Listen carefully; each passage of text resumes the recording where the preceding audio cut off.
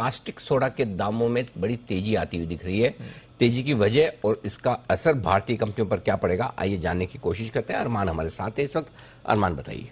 जी sir, अगर पिछले 8 दिनों में अगर आप देखेंगे तो कॉस्टिक सोडा के अगर आप भाव देखेंगे चीन में लगभग 14% बढ़ गए हैं।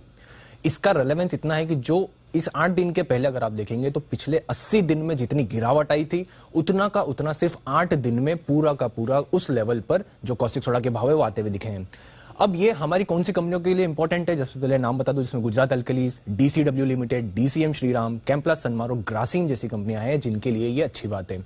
अब अच्छा क्यों, यूं तो अगर आप देखेंगे तो हम कॉस्टिक सोडा में हम जो नेट हमारा जो प्रोड्यूस होता है वो सरप्लस होता है, पर अगर आप इन कंपनियों की अर्निंग्स कॉल सुनेंगे तो उसमें एक चीज निकल के आई कि अगर क्योंकि जो चीन में जो कॉस्टिक सोडा होता है वो कम भाव पे होता है और वो इंडियन जो कंज्यूमर्स है वो इंपोर्ट करते हैं, तो यहाँ की जो कंपनियां हैं जो कॉस्टिक सोडा प्रोड्यूस करती है उनको भी भाव घटाना पड़ते हैं, उसके कारण उनके मार्जिन पे इंपैक्ट आता है। अब ये जो स्विफ्ट रिवाइवल आया है, जो 80 दिन में जो गिरावट आई थी वो सिर्फ 8 दिन में पूरी रिकवर हो गई है, तो उससे इन कंपनियों के मार्जिन में आपको इंप्रूवमेंट होते हुए दिखेंगे, क्योंकि ये कंपनियां भी फिर अपने भाव बढ़ाते हुए दिखेंगे।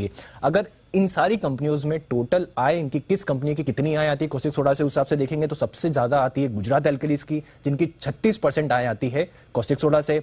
उसके बाद अगर आप देखेंगे तो डीसीडब्ल्यू लिमिटेड जिनकी 27% आय आती है, फिर डीसीएम श्रीराम जिनकी 12% आय, कैम्प्लास सनमार 10% और ग्रासिम हालांकि लार्जेस्ट प्रोड्यूसर है, पर आप ओवरऑल अगर आप देखेंगे तो सिर्फ लगभग 8 से 9% आय इनकी आती है।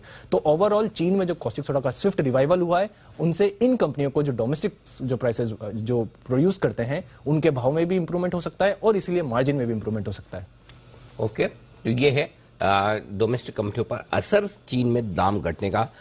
अविनाश जी, आपको कोई कंपनी पसंद है कास्टिक सोडा का प्रोडक्शन करने वाली?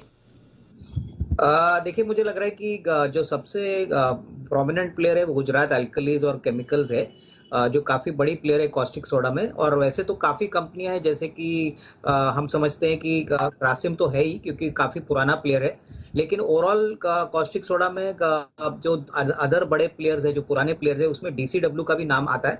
तो मेरे ख्याल से देखिए नंबर्स ये सारी कंपनीज के अच्छे आएंगे, क्योंकि हाल ही में डीसीडब्ल्यू ने एक कॉन्फ्रेंस कॉल किया था एनालिस्ट के साथ, और उन्होंने कहा था कि 55-60 हजार का तो भाव अभी चल रहा है और प्राइसेस काफी फर्म है। और कॉस्टिक सोडा का एप्लीकेशंस कई जगह पे होता है, और ग्लास में होता है, डिटर्जेंट्स में होता है, तो ये काफी वेल डाइवर्सिफाइड और वर्सेटाइल केमिकल है। तो डेफिनेटली आने वाले क्वार्टर्स में तेजी रहेगी और इन सारी कंपनीज को फायदा होने की पॉसिबिलिटी रहेगी।